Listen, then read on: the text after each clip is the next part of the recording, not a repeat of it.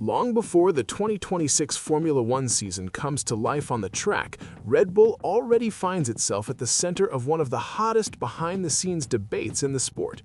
The reason goes far beyond simple rumors. There is talk of a possible loophole in the new technical regulations that may have been exploited by the Milton Keynes team in conjunction with Mercedes. In a scenario of completely overhauled rules, any detail can be worth gold, and the mere suspicion of an advantage has been enough to set off alarm bells among rivals, engineers, and team principals. But before we continue, don't forget to subscribe to the channel to keep receiving the best of Formula One every single day. The context makes everything even more intriguing. Starting in 2026, Red Bull will take a historic step by debuting its own power unit, developed in partnership with Ford. It is an ambitious, risky project that carries enormous expectations. In the midst of this radical regulatory transformation, no one knows for sure who will start out ahead when the new cars finally hit the track. Even so, information coming from the paddock suggests that Red Bull and Mercedes may have found a creative interpretation of the rules related to engine compression ratio, increasing it from 16:1 to 18:1, and in theory securing an advantage of up to 0.3 of a second per lap. This possibility landed like a bomb among Ferrari, Honda, and Audi.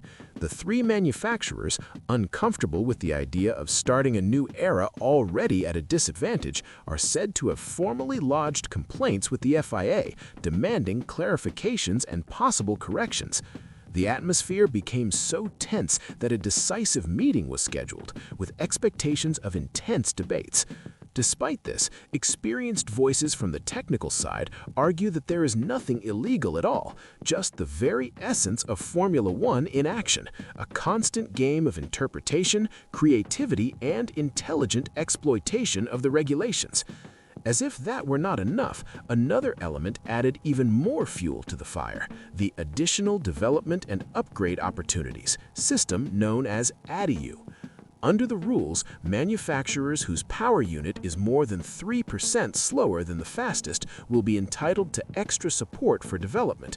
Comparisons with balance of performance systems and other categories quickly emerged, along with speculation that this mechanism could allow for an almost miraculous turnaround for struggling teams, completely reshaping the competitive order of the grid.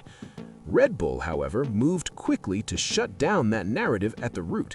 Ben Hodgkinson, technical director of Red Bull Powertrains, was emphatic in stating that engine development does not work the way many people imagine.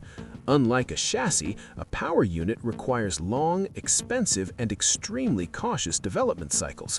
Any change must be applied not to two cars, but to an entire fleet of homologated engines, which dramatically increases the complexity of the process.